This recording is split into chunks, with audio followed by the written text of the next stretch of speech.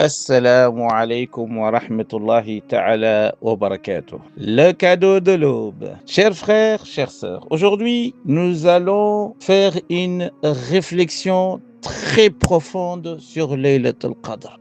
La question qui se pose et que tout le monde se pose, surtout c'est lui qui prend le temps de méditer sur Surat al-Qadr. Inna anzalnahu fi laylatil qadr. Wa ma adraka ma laylatul qadr. Laylatul qadr khayrun min alfi shahr. Tanazzalu al-malaikatu war-ruhu fiha bi-idhni rabbihim. Allah nous dit, durant cette nuit de Laylatul Qadr, des anges vont descendre et à leur tête, à la tête de cette délégation d'anges qui vont venir sur terre, qui vont descendre sur terre, durant cette nuit, il y a Jibril Ar-Ruh.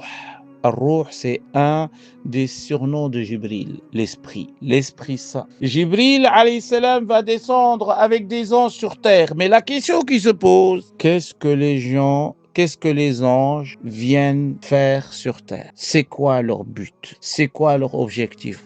Pourquoi cette descente? Tanazzalul malaikatu war-ruhu fiha bi-izni rabbihim. Par une autorisation, par un ordre divin, ils vont descendre sur terre. C'est vrai, on ne s'est jamais posé cette question. Alors Ibn Rajab al-Hanbali, dans son ouvrage majeur, لطائف المعارف فيما لمواسم العام من الوظائف. Il relate le pourquoi de cette descente des anges. Pourquoi les anges? Qu'est-ce qu'ils viennent faire durant cette nuit? Il y a des athars, des textes qui disent que les anges vont descendre et ils seront très nombreux. Ils seront au nombre des cailloux sur terre. Les coquillages que vous voyez sur terre, les cailloux, en fait, ils vont remplir la terre comme les cailloux remplissent la terre. Allahu Akbar. C'est un événement. C'est vraiment un événement. Les anges vont descendre sur terre. Normalement, il doit y avoir des spectacles partout. Ils viennent certainement pour quelque chose. Alors, écoutons ce que Ibn Rajab al-Hanbali. Les anges vont descendre parce que les anges, rappelons-nous, lorsque Allah Azza wa Jal, exalté soit-il, avait décidé de placer l'être humain, les êtres humains que nous sommes à la personne d'Adam, Adam alayhi salam, comme représentant, comme son vicaire sur terre, les anges avaient fait une objection, si on peut parler ainsi. Inni ja'ilun fil ardi khalifatan. Qalou, les anges, ils ont dit, Allah dit, je vais mettre sur terre mon représentant.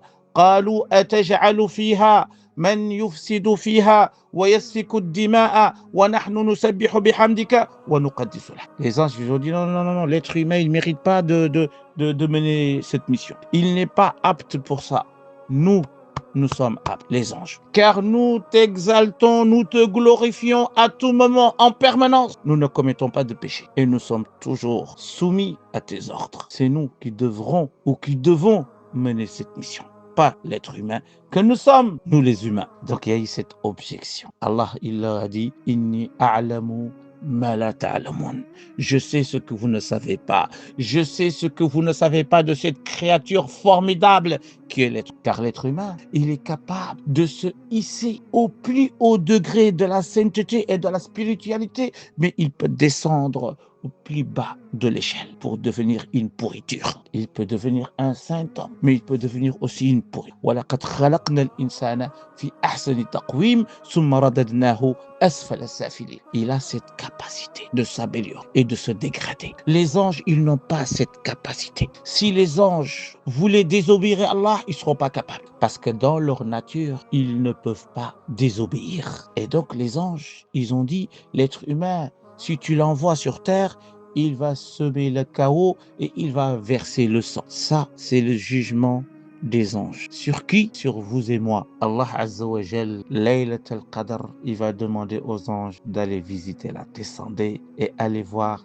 mes serviteurs. Allez voir les hommes et les femmes, les humains vers qui vous avez jeté des jugements. Vous allez voir que ces êtres, ils sont capables de s'élever vers Allah. Ils sont capables de s'améliorer. Ils même. Tu les verras, vous allez les voir, vous les verrons dans l'adoration, vous les verrons dans la lecture du Coran, vous les verront dans la méditation, vous les verront dans une exclusivité que pour Allah. C'est extraordinaire. C'est extraordinaire. Les anges, ils avaient tenu un jugement sur nous. Allah leur dit, vous ne les connaissez pas, ces gens-là. Il ne faut pas penser qu'ils sont tous des pourritures. Ils ne sont pas tous des gens mauvais. Il y a parmi eux des gens magnifiques. Et les anges vont descendre.